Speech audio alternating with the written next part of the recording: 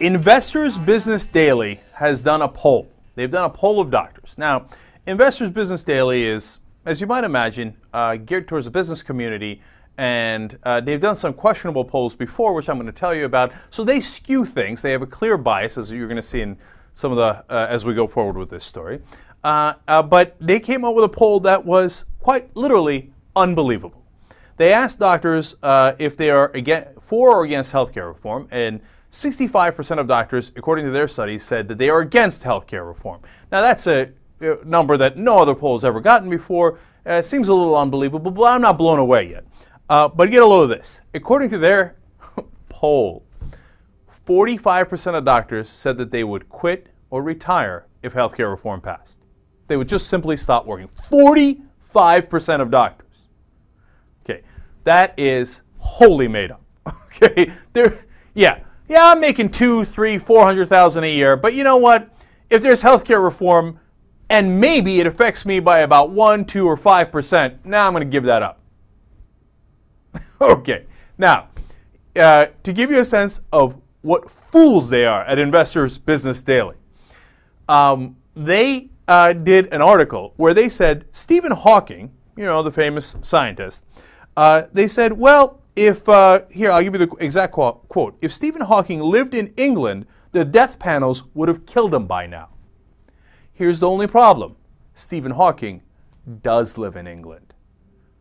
In fact, he has credited England's national health system for a, quote, large amount of high-quality treatment without which I would not have survived.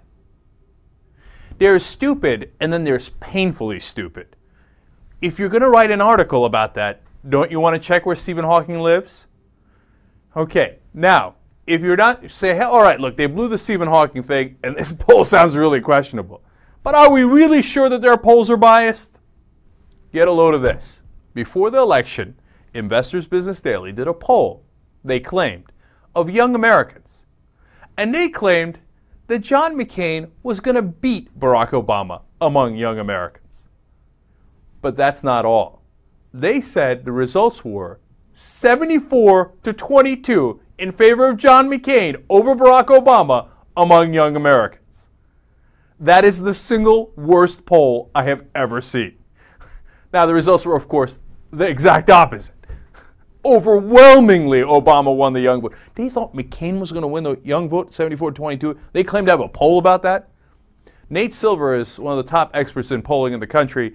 He said, you know, sometimes you get polls that the questions aren't framed right and they're a little bit inept. Sometimes you get polls that are a little biased and the questions are framed wrong on purpose. He said this is a rare combination of a poll that is absolutely inept and absolutely biased at the same time. 45% of doctors would just flat out quit if there's any healthcare reform.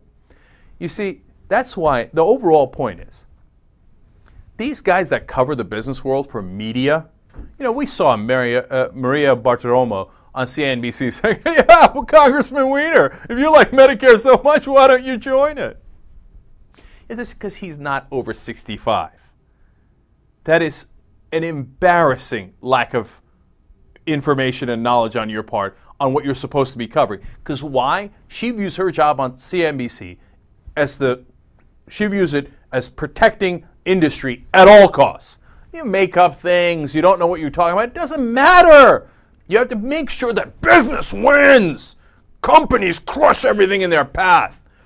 Okay, and Investors Business Daily is obviously an enormous joke that is just nothing but sham propaganda in favor of corporate America. So if I ever see anything from Investors Business Daily again, this will be my reaction to it. Oh yeah, that's very interesting. I'll read that later.